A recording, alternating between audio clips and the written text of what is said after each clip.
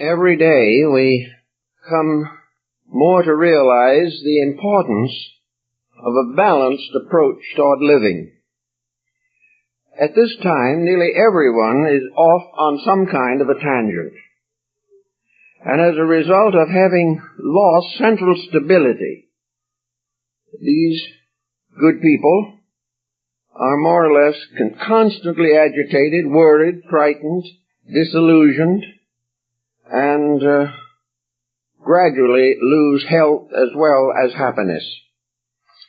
The answer seems to be a diversification of activities. We are now being educated to specialize. In the next 20 years, we probably will produce 10 or 15 million commuter operators. We'll have computers everywhere. We will have the individual training for this from infancy. And by the time it is proper for him to go out and establish a home or raise children, he will be at a hopeless disadvantage. He will not know anything about the normal processes of living. This same problem is present in most of our educational institutions. They are all built to produce specialists. They are produced to increase the depth of knowledge in some given field. And it now takes many, many years to complete a basic education in a highly specialized field. The individual who is looking for a doctorate will be lucky if he graduates in his 30s. In the older days, things were quite different, and in some ways more reasonable. Back in the days of Greek learning, education was largely in the keeping of a few professional teachers who fulfilled all the chairs of their students' needs. These teachers were persons widely acquainted with the processes of living. They were teaching the individual how to become useful without becoming hopelessly indoctrinated in something.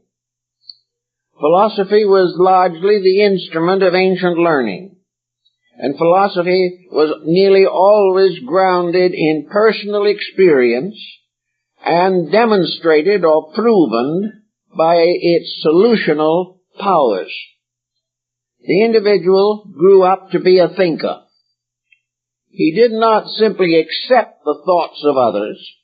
He did not consider himself educated simply because he had read the approved authors. He was taught from the beginning the emergencies of immediate living. In those older days, institutions were not as complicated as they are now, but problems have been with us since the beginning. And the ancient systems of learning were largely directed at solving problems and producing persons capable of individual existence. This does not mean that these individuals turned against each other or were competitive, but it simply meant that the person, through the development of his faculties, was able to come to useful conclusions about his own needs. Having been presented with a problem, he used the native faculties with which he had been endowed to solve that problem. He was taught to believe in the solutional power of his own judgment. And, in most instances, this solutional power worked until the development of highly specialized scientific techniques. As the fields of knowledge broadened, they became, in a sense, deeper and in another sense more shallow. In the case of developing industrial structures, the individual was bound to make a living. He had to follow the approved rules of his time. He had to train himself for a job. This in itself, of course, was a limiting influence. And the more precarious his economic situation, the more intensely he specialized his abilities, striving always for an excellence in some field. Now in the 20th century, we have an almost incredible diversity of activities. These activities are not any longer simply jobs.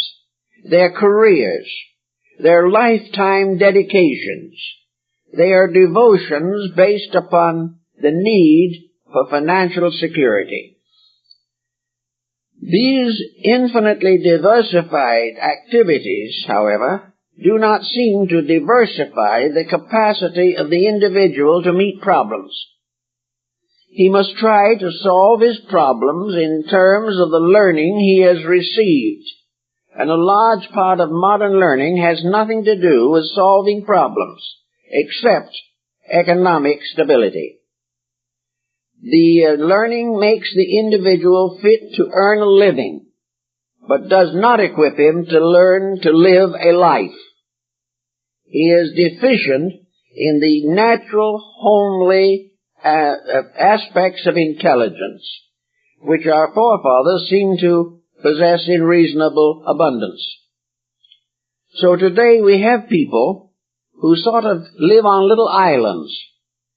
These little islands are of many kinds and types. Among the more interesting of these islands, perhaps, is the religious island. Here individuals belonging to certain beliefs isolate themselves from the beliefs of all other people and settle down to defend their own convictions. To depart from these convictions is heresy, and the person who is brought up in a narrowed religious community is subject to persecution even today for nonconformity. Therefore, in religion we have a group of people to whom religious matters are supremely important. Now, no one doubts this importance, but we can doubt the attitude of the individuals involved in most instances. The importance of the subject is not primarily sectarian. Religion is not important because it teaches a dogma. Religion is important because it inspires a way of life by which the individual is capable of facing the emergencies of living. If we take, therefore, religion on the level of utility, basic usefulness to man, sectarianism has a tendency to retreat, because we find that nearly all religions are useful to the needs of people. And persons of many different beliefs depend heavily upon their spiritual convictions for the courage for daily living. Therefore, the purpose of religion primarily is to give us a new sense of value by which we can live more constructively and have greater incentives to integrity. Now, in the actual course of religious growth, we also find another important peculiarity which we need to consider. One of these special points is that the individual has gradually allowed religious attitudes to dominate secular living without moral conviction. For example, the point we want to make is that the person constantly thinking about religion, reading about it, allowing it to completely dominate his life, often neglects the very use for which religion was intended. He becomes absorbed in doctrines. He becomes so completely immersed in certain religious attitudes that he loses track of other values in life that are very important also. Christ said to render unto Caesar the things that are Caesar's, and unto God the things that are His. Many religious people today simply deny Caesar. They render nothing to him. They make no serious effort to adjust to problems of daily living. Others must come to them. They will not go out and join in any general, practical, spiritual procedures. If this happens, then religion, instead of being an ever-present help, becomes a menace to the integrity of the person. If he would have the virtues of faith, without becoming obsessed by the techniques of theology, he would be much happier, wiser, better, and more useful to society. But if he allows religion to paralyze his natural integrities and to force him into a position in which he can naturally mingle only with his own believers, who will not modify his position to meet the emergencies of the day, but continues in a dogged adherence to something which he probably does not even understand. If he takes this attitude, he is in trouble. Now, on the other end of the scale, we take the scientific thinker. Here is a person who has a commitment that is just as devout, just as emotional, and perhaps even more intense than many religious devotions. To the scientific mind, the exploration of the unknown has become practically an obsession. He must advance knowledge at all cost. But the problem he constantly faces is that the knowledge he most needs eludes him. He can find a great deal of interesting information, but the type of knowledge which would enable him to live well in his own family is not always available. He becomes addicted to a great project. He becomes a crusader, trying to expand the knowledge which we possess and broaden the horizons of our understanding. But actually, he is working largely with an abstract situation, and he will go down to his grave with all others without having solved the reason for his own existence. He is not able to allow his natural devotional instincts to have a proper play.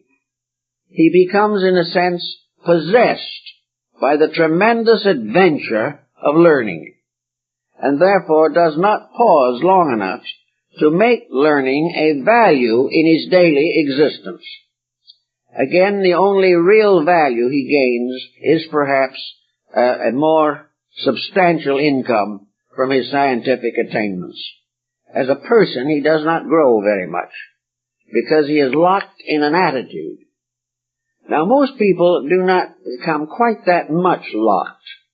And the common citizen, the average person that we all meet, know, and mingle with, is not as intense as this in his allegiances, but he also can be a desert island in the community where he lives. He can be without the necessary instruments of understanding to be a useful, cooperative, constructive citizen. These things he has to take into very serious consideration.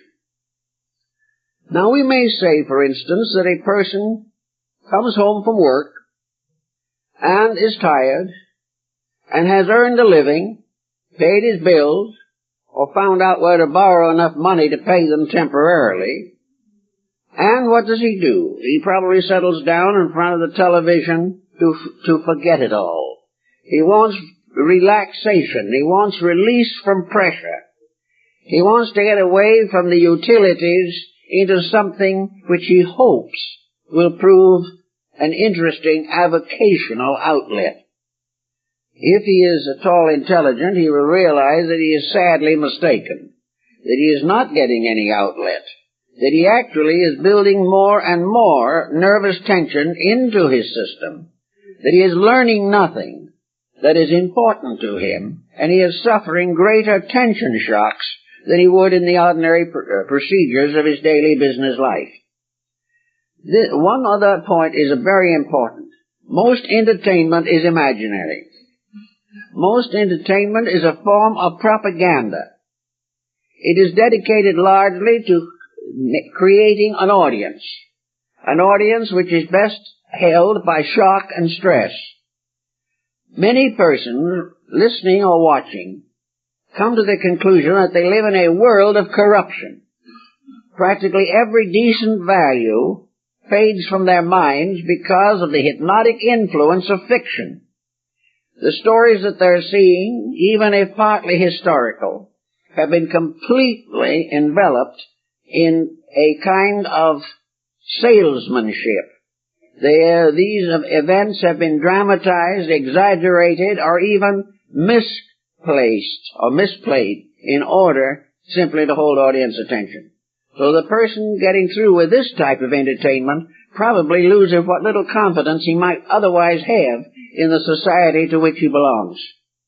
He becomes more and more impressed with the realization that he lives in a corrupt society and for his own ideals have little hope fulfillment. Actually, he's in the same position when he starts to read. If he reads the popular books of the day, he is further disillusioned. If he listens to commentaries on news, he loses faith in everything, including himself. Gradually, he falls into a kind of miasma. He is in a quicksand of popular abuse of media.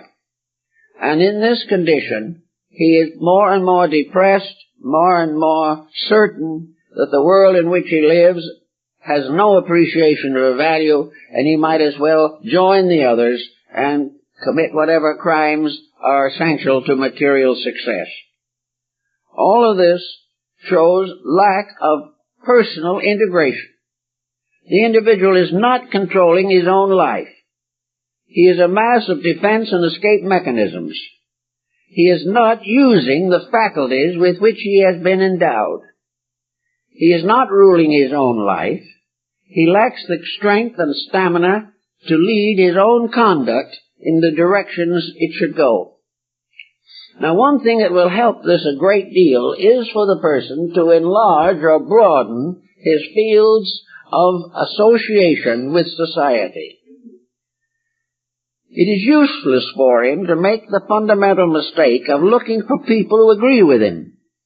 He would like to have all his friends think the same way that he does. If this happens, he will then be making the same mistakes that they make, and they will be perpetuating his mistakes. He will look at the friends who agree with him, and he may find they have broken homes, broken health, losing their jobs, and in debt most of their lives.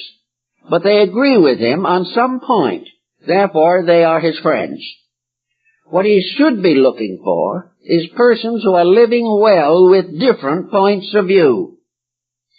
We are so involved in the idea that we are always right and that other people must agree with us that we do not look at the people who we think do agree with us. If we did, we would find they are not any better off than we are.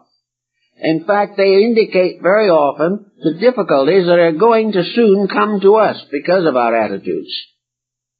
So it's very necessary to get accustomed to looking at other people with other points of view. If you are a businessman and are hard at work in some capacity of making a living, perhaps you should take up music. Or perhaps you should go to a craft school and study pottery making. Or perhaps go in and study some type of creative artistry or craft, simply to meet people who have different points of view. It may be that to you a certain position in your corporation is your goal, but you should meet people who have other goals, who do not work in this direction at all. Some people are perfectly happy if they can produce a good dinner. Others will not be for a moment happy unless they are vice presidents of a corporation.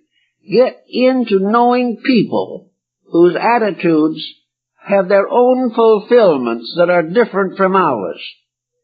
The more different attitudes we are able to understand, the broader our own foundations will become. We will have more contact with real life, and we will gradually recognize the importance of diversifying activity. Diversification does not mean wasting time. It does not mean simply recreating. It means the spreading of our mental capacities over a larger area of expression, so that we can think better on more subjects, that we can understand why other people have their dedications, and we will begin to respect other people, instead of regarding everyone who differs from us as more or less moronic. We cannot afford just simply to stand out and criticize what other people believe. What we must try to do is find out why they believe what they do, and try to share in some of the beliefs that are important to them. We cannot really grow until we develop the power to tolerate differences of opinion. We must enjoy the right to our own convictions, but these convictions should be tested and tried by comparison with other convictions to see whether really we have the best approach to the subject under consideration. So we like to think of the importance of the average person becoming widely acquainted with many fields of activity, which will bring with them many friendships, contacts, outlets, which are progressive, constructive, and useful. Instead of sitting in front of some television constantly, it would be far better to become more involved in social activities in the community. It would be more important to work with various groups that are planning improvements in living and thought, various ways of finding new creative expressions, particularly in the areas of the retired citizen. The retired person must begin to depend more and more upon his own innate accomplishments. He cannot depend so heavily upon his outside social contacts, but he should have abilities that are within himself. No human being in this world shall die of boredom. If he is approaching that condition, it is because of a serious failure in himself. Up to the very last moments of useful living, there are things to learn, things to know, things to do. And these broaden and stretch the uses of the mind. We have a great deal of brain fag these days. A mind that is forced to think on the same subject all the time, or is confronted with similar problems continuously, and is unable to cope with them. This mind gradually becomes exhausted. It may lead into some very unfortunate or dangerous habit, as alcoholism. It may cause the person to give up in despair, when with just a little common sense and he would be on his feet and doing well. This problem makes it very valuable, very necessary for us to use the mind with a full understanding of what a mind is. So let's think for a moment, what is a mind? A mind in action, and not in principle, but in action, is an instrument for the gaining of information and the application of this information to the problems of daily living. In other words, the mind is a machine that takes the various testimonies of the sensory perceptions, subjects them to reflection, and upon reflection builds an attitude toward life. This is a very important procedure, and we are all involved in it every single day. Every moment of life, something is coming into the mind, some new experience, some new point of view, a new problem read in the newspaper, a little problem heard from the neighbor over the fence. These things are coming in constantly. Also, through our natural contact with life, we watch people. We see them. We know what is happening to them. We look at the large pattern of the community in which we live, and we see how people live and think, the problems they face, and the various escapes which they try to use to get out of their responsibilities. The mind, therefore, is an organizing, ordering power within us. It used to be represented by an old gentleman who was called a philosopher. And the mind is capable of being the teacher, the ancient teacher within ourselves. Ancient because it has been here since the dawn of time. The mind, therefore, can give us the information we want if we ask for it. Even a computer will not give us information unless we feed in the necessary data. The mind cannot give us the proper answer unless we feed into the mind the various types of evidence which we wish it to consider and organize. The mind is capable of a tremendous diversity of activities. The average human mind is capable of being organized into more than 40 distinct careers.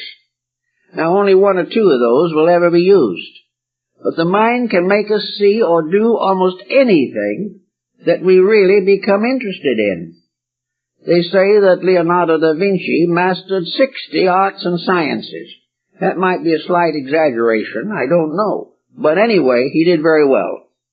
He proved conclusively that the mind can think more thoughts than the average person ever demands from it. That instead of the mind simply being something to fulfill the notion of the moment, it can provide us with proofs and disproofs on almost any subject. It can give us the stamina to attack a difficult field of research. It can give us the patience to face a definitely difficult domestic situation. In every field of life, the mind is not only able to face situations, create some types of solutions, and also it is able to contemplate the consequences of its own decisions. The mind can show us because it can understand and accept the fact that it may have made a mistake itself. That the mind has led us into something that was going to be disastrous. But it is also capable of realizing this and immediately setting to work to correct the mistake. The mind, having this tremendous potential, was evidently given to us because we were not supposed to be one-track people. We were not supposed to live completely on one field of endeavor. Out into the larger society to which we belong, we see that mind and nature and the divine plan have divided us into countless nations, races, beliefs, philosophies, arts, crafts, sciences, and industries. It has diversified our world and has produced within our own human existence specialists in all these fields. Now, these people were not born specialists. Some had special aptitudes, that is true. But most of them finally developed their specialties as a result of specialized education. Now, specialized education today is, it seems to me, a rather faulty institution. I do not believe that the average institution of education is doing the things that are best for the mind of the students. They are bound totally to the economic potentials. They want to produce graduates who can get a job. They want to help to satisfy the ambitions of young people who would like to start at the top and believe that education will give them a better chance to advance towards a higher estate. The schools, therefore, sacrifice cheerfully the possibility of the individual becoming a well-matured thinker. Instead of producing thinkers, they are gradually producing mechanized intellects that are tied to certain definite patterns from which they find difficulty in escaping. This situation cannot always be rectified. It probably will not be entirely solved until the individual who has been prepared for one of these careers gets out into life and tries to live according to what he has learned. He then may discover that he can't live with the learning that he has. That the learning that he has may keep him employed, but destroy everything else in his life. And this is not a valuable pattern upon which to build careers. The purpose of a good education is to make the individual sensitive to all forms of improved knowledge. It should make him appreciate all kinds of things that he very often does not give a thought to today. I know a lot of people, for instance, who consider themselves well educated. You will suggest that they'd like to go down and visit an art gallery. They look at you as though they thought you were mad. Why should they look at an art gallery when they can stay home and watch a football game? The meaning of art is simply missing. A foundation for art appreciation should have been a part of education. It might not be the major part if the person is looking for a career, but it should have been encouraged. And at the present time, the Massachusetts Institute of Technology is functioning with humanity courses. It is setting in appreciation courses for fields entirely apart from science, because the scientist who has nothing else will end up by being a bad scientist. He is becoming too narrow, he is becoming too unscientific in his way of advancing his own scientific knowledge. So we find people with no appreciation of anything and proud of it. They are glad to have everybody know that they have only one interest in life. They feel that this is a sign that they are serious, dedicated individuals with every intention of getting ahead. Usually, instead of accomplishing their end, they develop serious ailments involving especially mental, nervous, and cardiac ailments. The human being was meant to be a universal creature. The human being was intended to be able to express all forms of skills and knowledge. And just as there are 50 or more major professions in which man functions at the present time, so all of these professions are within himself. The potential to appreciate, to understand, to sympathize, to realize, all these things are parts of knowledge. But we are neglecting these parts in the desperate effort to become opulent in a materialistic civilization. Now we have the problem then of the money. The individual with the education that he now has goes on, he becomes expert in his field, he may become an Einstein, or he may become a great financier. But I think it's rather interesting to remember that Einstein also played the violin, which was quite a little ways from his scientific interest. But it was an indication that he did have some type of artistic expression, something to break up the tremendous intensity of mathematics, which might otherwise have prevented him from ever being a constructive member of society. He had to have this type of progress. Andrew Carnegie once said that every man should live rich and die poor. He should dispose of everything that he has as he gets older, seeing that all of his possessions become part of a community asset. And for this reason he created libraries. He also created the Carnegie Institute and many other charitable, philanthropic, and educational institutions. It was his sincere opinion that every man should die penniless. Otherwise, his life is a failure. And of course, the most terrible mistake he can make is to die rich and leave it to his children. But everywhere in life, there are things to be done. You will find also that many autocorrectives creep in. On occasion, we find cases where powerful financiers have also become great patrons of culture. Example here in our own community was Huntington, a businessman up to the neck, but also a person with a basic appreciation of values or beauty, who was determined to leave something behind that would be of value to the society to which he belonged. Now, we can't all do these things, but we can all so live that we make diversified contributions to the well-being of each other. We can not only help individuals to be practical, we can help them to be kind. We not only can help the individual to be devout and to have a good religion, but we can teach him to respect the religion of other people and find joy in the spirit of religion rather than in its letter. One of the things we have learned lately is in the problem of the missionary field. The missionary field has two great programs at the present time. one of which is valid and the other is doubtful.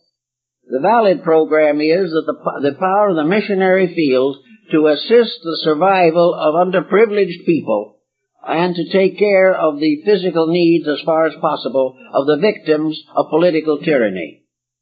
But if the missionary field limits itself to the point that those it helps must accept its theology, then we may be in worse condition than we realize. Because the most of the people to whom the missionaries go have had or do have a basic religion which is morally and ethically similar to their own. The problem is to help these people to have the chance to live their faiths, because by so doing, it becomes unnecessary for us to completely rebuild a religion from the ground up. We can simply take the faith the man has or the woman has and build upon it a proof that that faith is justified, and that in somewhere in the universe, the principle of love which dominates all religion is active in different creeds, different institutions, and on different theological levels. It is very important to get this broadness into things. Now, on the other hand, broadness without some form of mentation to support it very often can become very sloppy. I know one man who has been trying for years to be broad-minded enough to accept certain, we might say, post-impressionistic art. He has never really been able to love some of the peculiar drawings and so forth which cause certain experts to go into ecstasy. It looks pretty terrible to him. Now he is faced in a problem. Is he right? Is it an atrocity? Or is he simply unable to understand something that is strangely and fantastically beautiful but does not look that way to him? The answer in all probability is that if it doesn't appear right for him, it isn't his. It isn't the thing that he can do. There's no reason why he should force himself to enjoy something that is not enjoyable simply because it is popular, or because it has a few highly technical critics supporting it. Therefore, the person must have within himself enough mental courage, mental determination, to decide for himself what is good and what is not good.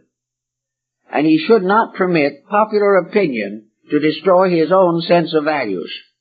He must try constantly to live in accordance with the creative and constructive instincts in his own nature. But how will he judge beauty? How will he know whether art is good or not? How will he know whether music has a future? How can he tell the difference between that which is a passing fad and that which is part of basic progress for humanity? Again, it's only his own inner life that can tell him. And the only way that that inner life can tell him is that while he has been a businessman or a merchant, or while he has been an electronic engineer or a computer operator, he has also given attention to the arts, that he is aware of what is good art and what he enjoys. He will not, therefore, be forced to build a solution without any knowledge within himself. Everywhere, I think, the essay of Plotinus on the beautiful is useful. Beautiful is that which ennobles.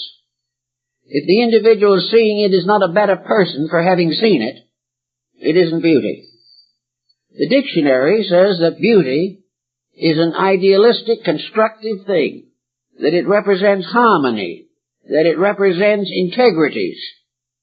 Even by the dictionary definition, it should be possible to determine what things are beautiful and what are not. But that which is repulsive to the inner life of the person is not for him. Now his neighbor may say that what he does not like, his neighbor will like. And his neighbor will go on to expound on the marvels and wonders of this thing which we do not appreciate. We listen. We think about it. We try to see if there's some value in it that we've overlooked. Then we consider the person whose opinion we have just heard. On what does he base his opinion? Is it because of beauty within himself, Or is it because he's read a very good review on the subject and feels that the reviewer must be right and that he must change his own attitudes to meet the popular opinion? If it's this last, he's wrong. We have the right to judge all of these factors, but to judge them, we have to have acquaintance with them. We have to use some of the side time that we are now largely wasting trying to find out the values we need for daily living. We're not going to get them by the processes now popularly used. We're just going to get worse and worse and worse. In order, therefore, to really make something out of the problem, we have to realize that integrities are moral, emotional, mental, physical, that the individual who is living by a poor code is also endangering his health and depriving his mind of the proper incentives for growth. We must try then to find out how to really educate the mind. Well, according to Lord Bacon, there are three instruments of knowledge. One is tradition, one is experience, and one is experimentation. Now, a lot of people today are denying the validity of tradition. They say that if it's old, it's no good. This is entirely wrong, and much as to say that a person over 60 is worthless. Tradition is valuable. Tradition is the only way in which we can take advantage of the world's knowledge and not be forced to live from the beginning of it with each generation. Tradition, therefore, tells us a little about how a life should be lived. It tells us whom we respect. After several thousands of years, who do we remember out of the past? For whom do we have gratitude and appreciation? Whom do we regard as universal benefactors? And we will generally find that we will honor those most who gave us the greatest internal securities, who gave us the greatest dreams, the most beautiful and wonderful hopes and aspirations, and also gave us codes which have lived and still continue to exert powerful force, and that these codes are not obsolete. And when we say the code is no good, we really mean the people haven't lived it. It is not the belief that is wrong, it's the person who fails to use that belief. And if a generation turns away from traditional knowledge and gets into difficulties, this does not mean that traditional knowledge is wrong. Nothing that is true is wrong. Nothing that is useful truly to the unfoldment of the human being can be rejected. The second point of the problem is experience. It was said not long ago by one individual that when you are working with a stubborn person, do not try to convert him, or leave him alone, and let his own mistakes convert him. You can't talk him into doing something he doesn't intend to do. Let him do it. If he's wrong, he's going to find out himself, and nothing can prevent it. So experience is the continuous application of convictions to conduct. It is the continuing effort of the individual to find out the best ways of doing things. Experience tells him what he can do. Experience will tell the doctor how to teach a patient better manners and better ethics. Experience will teach the mother how to give greater discipline and proper leadership to her children. Gradually, experience tells us how to stay well, how to stay happy, and how to remain useful throughout the entire span of existence. Only experience. And when our conduct does not produce an experience effect that is commendable, then the time has come to give it more consideration. And all experience teaches us that the wiser and better and more intelligent we are, the greater our chances of security. Experience also teaches us that many fabled beliefs and many ideas that have been popular will not work. Experience is always the final proof of the pudding, which is the eating. Experience is the problem that comes to us every day, and it was for this reason that Pythagoras made such emphasis upon the importance and the integrity of watching the consequences of daily experience in conduct. Daily experience gives us the skill to determine that which is useful when the time comes and we need that information. The third instrument is experimentation. Once we do a thing and it works, this may or may not be conclusive evidence. But if a series of actions always will produce the same result, or a series of experiments in a laboratory will always come out to the same effect, then we may say that we have discovered a fact. And facts are rare things, not easy to discover. But wherever experimentation justifies, opinion must be changed. We cannot live by opinions. We cannot be happy with opinions. A wrong opinion will always undermine and destroy us in the end. We may think for a time that we have something wonderful, but if it is not supported by experience, if it is not proven by experiment, and if it is not justified by the traditions of the race, we are liable to be in serious trouble. Now, in the form of learning, what is the best learning at the moment that we can think of? Well, I suppose it is the kind that we have in short supply at the present time, and that is philosophy. Philosophy was the guide of antiquity. Science is the guide of the modern world. Philosophy, however, is a bridge. The purpose of philosophy is not to justify itself. It is to reconcile man's spiritual and material needs. It is to bring the superior and the inferior into harmony. Philosophy proves or justifies religion and produces various distinct and definite media for the expression of integrities. Philosophy, therefore, helps the individual to live according to the best part of his own life. One of the Greek philosophers was once asked by a father what the advantage would be if his son went to study with a philosopher.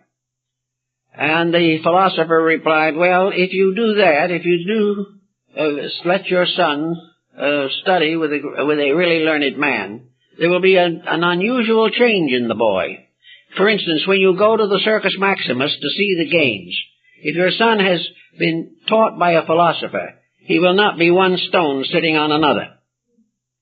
Which meant really, of course, that the stone benches, that the boy, without knowledge, without wisdom, without insight, was little better than a rock. So philosophy has as its purpose to demonstrate the values of life, to help the individual to live a good life. Everyone must have some kind of a philosophy. Atheism is some kind of a philosophy. It is something by which the individual receives the incentives to a certain area of conduct. Enlightened philosophy is that which impels the individual to live as nearly as he can in harmony with the essential demonstrable truths of life. And this we have very great need of today. We need more people who have a more or less philosophic background, one in which they have found benefit from experience. So the next thing is to take a good look at the experiences in your own life. If you can remember back to early childhood, you can begin to estimate the effects of things that happened to you. Maybe when you were 5 or 6 years old, something happened that you didn't understand. Something hurt you. Something injured you in one way or another. Now, from a standpoint of maturity, you can estimate the significance of that. I know several cases in which a person, having passed through an unfortunate or tragic circumstance in early life, has carried the hurt of this all the way through to the present time. They have always rejected something because it reminded them of the hurt. They have always held a grudge against a line of life, a race, a nation, or an environment, simply because they suffered there. Time and time again, prejudice arises from an experience that has not been assimilated or has not been transmuted. We must all transmute experience into soul power. We must all try to find ways to prevent things that have happened to us from distorting our attitudes toward life in general. We must do everything possible to overcome an animosity, to get rid of a jealousy, to sublimate a hatred. We must realize that every destructive attitude which we continue to hold will ultimately destroy us. Now, it may be that of our own thinking, we can overlook this. We can say, after all, it all happened long ago, the persons involved are dead, and why should we continue to worry about them? But if the prejudice has already been locked in the subconscious, it will not die with the person with whom it was associated. It will continue to live. It will be a ghost in our own lives until by a personal and conscious action of the will we remove it. Now, we can say, how do we remove a grievance? After all, you can say it's not there and it's still there. You can pray to be delivered from it, and chances are you won't be. You will say, I forgive the individual, but you don't really. The grievance sticks because it has become part of the subconscious mind. Also, it sticks because we have no way of forgetting it.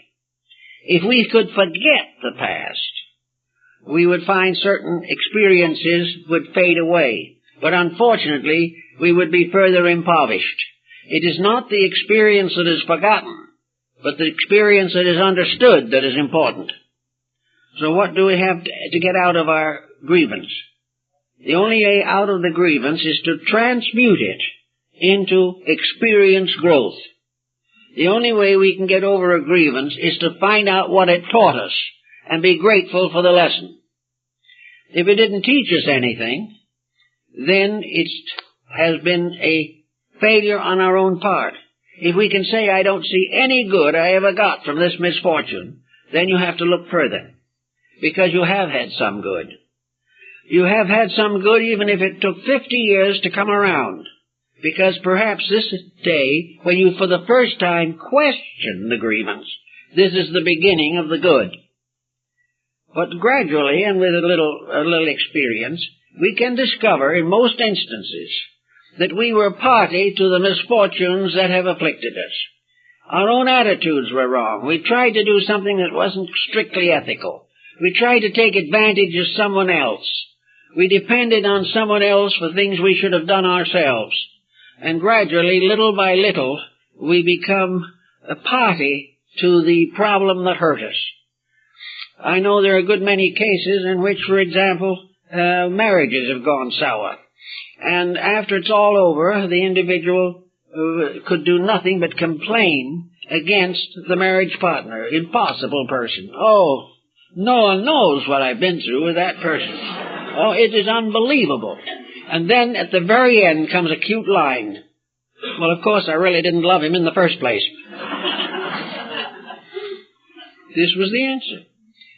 But the fact that this was the real answer doesn't always show up.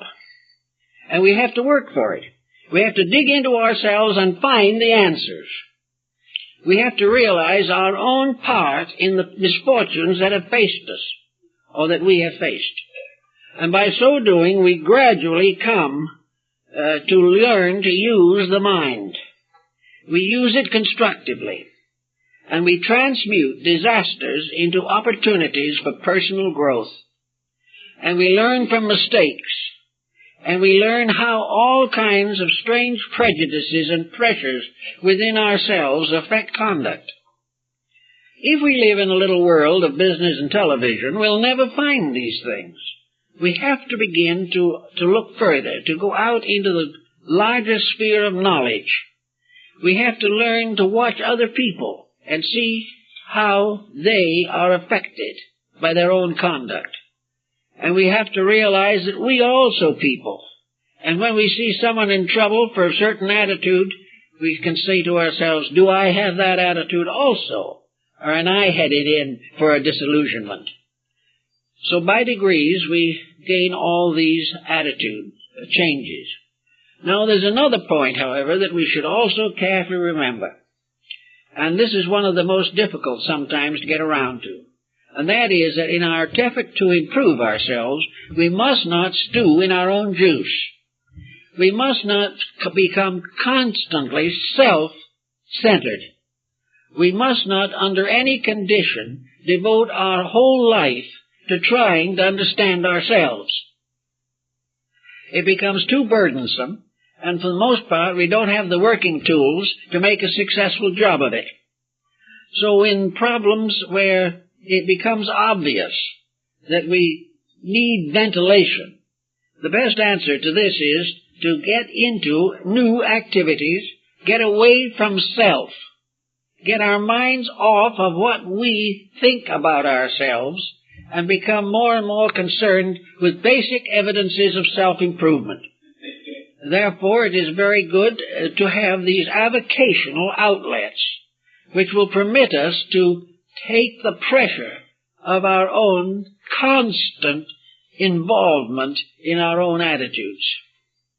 So we can say that each person should have at least one or two significant, meaningful, useful avocational outlets. They should do something, create something.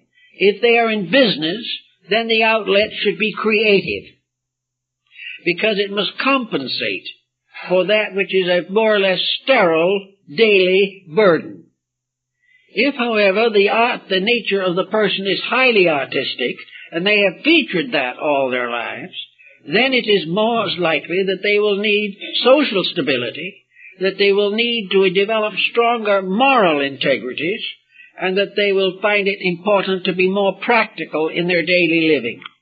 The artist, therefore, may find it good to go into social service work, or something working with young people, something to get the individual out of his own field, but into a compensating field to balance his own intelligence, so that he is working with a new group of faculties within his own mind. It is also very important that these faculties should be constructively used.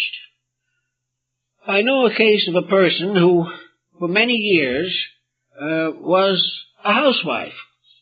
No more, no less. Always, however, down in the depths of themselves, they had a desire to create something, to be creative.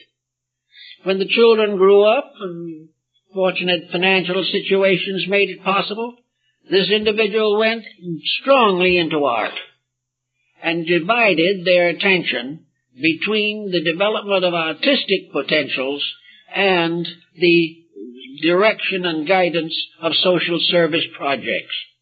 The person went on into very advanced years, busy to the very last with things that were meaningful. They had a wonderful time. And at the same time, they could still cook a good meal. It didn't destroy the domesticity. Now here's where we have some trouble sometimes. The tendency in professional life is to gradually destroy the family.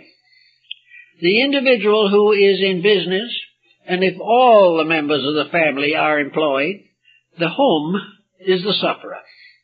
Gradually, the development of the personal relationships are damaged. Everyone should be faced throughout life with personal relationships. To escape them entirely or to avoid them because they are uncomfortable is a serious limitation upon growth. We must not only live with ourselves, we must live with other people. And we must live with people we do not entirely agree with. We do not necessarily, however, have to accept unpleasant situations as completely endurable. But we must try, to the best of our abilities, to maintain a balance. What we need to do in substance is to keep our faith in God and our realization of the divine plan of which we are a part. to have this realization of a plan and a planner, a purpose and that which proposes purposes, we have to have a sovereignty of a divine power established in wisdom, love, and strength, upon which we can depend if we are worthy. But that this power will not break its own laws to give us comfort and pleasure when we're wrong. The presence of a divine principle justifies the realization that life is significant, and that life is something we shouldn't waste, that life is not fulfilled by simply going to school, raising a family, having a job, and dying. Life is a series of adventures, of experiences, and every moment of life should be lived, not thrown away. Among older people especially, this sort of waiting for the end and making the journey as comfortable as possible is a mistake. These people should be doing things that they have not done, but which should be done. If they have been in business, if they've had various responsibilities, they should go into opposite areas and develop new talents, new abilities, new courage, new interests. And where they do this, they have a wonderful time, because I know many that have done it. This, therefore, is the realization that we are here for a reason.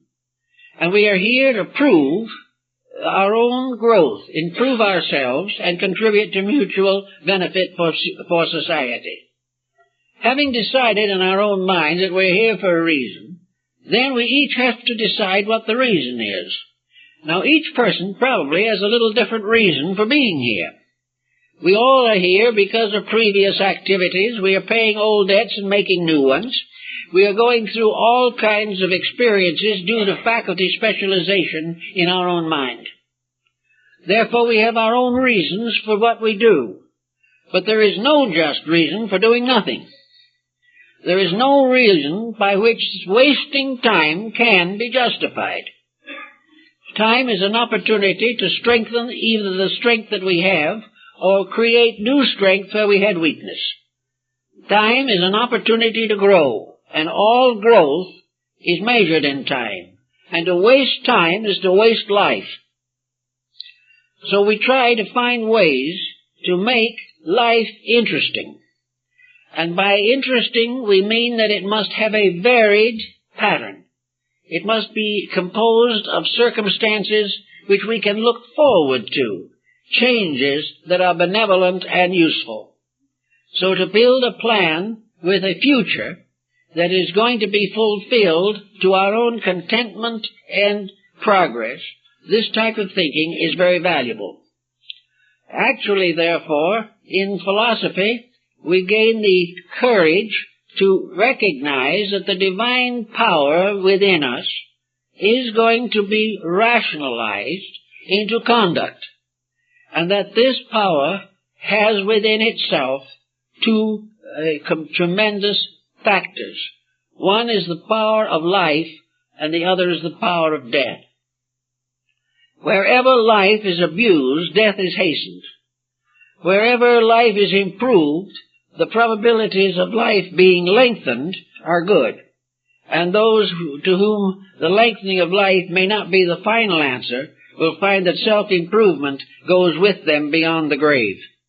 Whatever progress we make is permanent and builds into our eternal natures.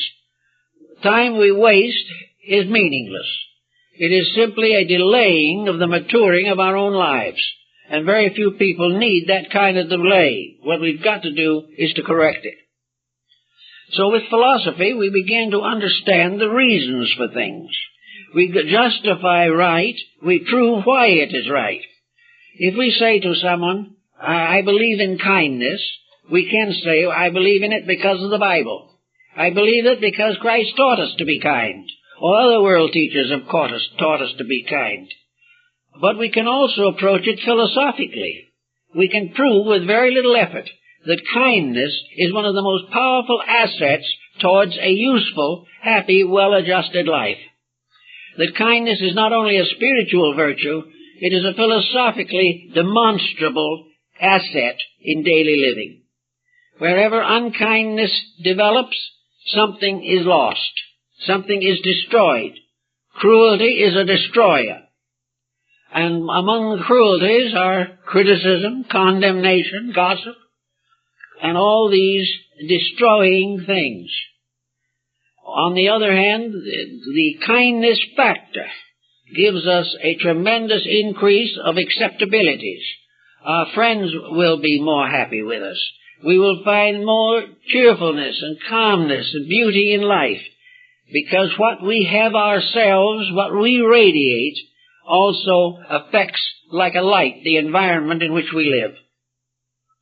Now we come down to one of the most common and practical problems of all, and that is the effect of all these activities upon personal health. We are all desirous to be as well as possible for the span of time we are here. And we also know that there are cases in which a miserable character temperament can go on to be 110 years old. We cannot say always that the good die young. We cannot say that the evil all die young. But we can say with certainty that wherever evil conditions exist, the individual may be still physically alive, but he is dead as far as values are concerned. He is like the man of whom it was said, he was dead, but he did not know enough to lie down. Anyone whose life is destructive, critical, and is contributing nothing to the common good is already dead. And nature is going to work on him. Nature will produce a whole series of psychological ailments that are peculiar to persons with poor dispositions. These psychological ailments are fretfulness and irritation, criticism, condemnation. All of these elements all add up to a neurosis. And a neurosis is something that can be diagnosed. A neurosis, however, can never be successfully cured by medication. Why? Because the use of medication is an artificial means of trying to accomplish what the person should do himself. Nearly all hypnotic drugs and sedations attempt to substitute for an individual who is unable to be quiet of his own accord, who is unable to be patient or to clear his mind of problems which perhaps are not very real at best. But drugs cannot do this. They numb or dumb the qualities for a moment, but they also destroy the life in the end. So the person who is inclined to sedation will find tranquility resulting from faith and affection, the best of all tranquilizers. He will find that when he is at peace with himself, he will not require neurotic pressure ailment treatments. He will be able to live his own life in a quiet and peaceful way. As he goes along, of course, a cranky disposition and the loss of friends and all this type of thing can gradually undermine the normal, pleasant pleasures of life. They can hasten attitudes or conduct patterns which will produce sickness. They will also have a tendency to lower blood pressure, in some cases to a dangerous point. They will destroy and imbalance the endocrine system, and they will make marked destructive changes in blood chemistries and body functions. The nasty disposition is murderous, but instead of murdering other people, it is murdering itself. So everyone who has faults and criticisms and condemnations lurking in their nature will do well to try to root these things out by using the mind not to deny the existence of these conditions, but to transmute them into experience growth. Every fault is a lesson that must be learned. When learned, that lesson advances the eternal nature of the person. Every victory over the limitations or corruptions of nature are recorded or is recorded in the permanent pattern of man's achievement. Therefore, try to balance off, try to increase activities and interests. One reason people come to me and tell me about is that those who live too small a life are the ones who gradually develop most of the unpleasant infirmities. And very often they are defending these infirmities. They are making certain that people realize that these narrow lives are, in a mysterious way, especially blessed. There's something wonderful about being a neurotic. And sometimes other people really accept it as wonderful. But it may be a victory of the morbid over the normal, but it does not add anything to the permanent character of the person.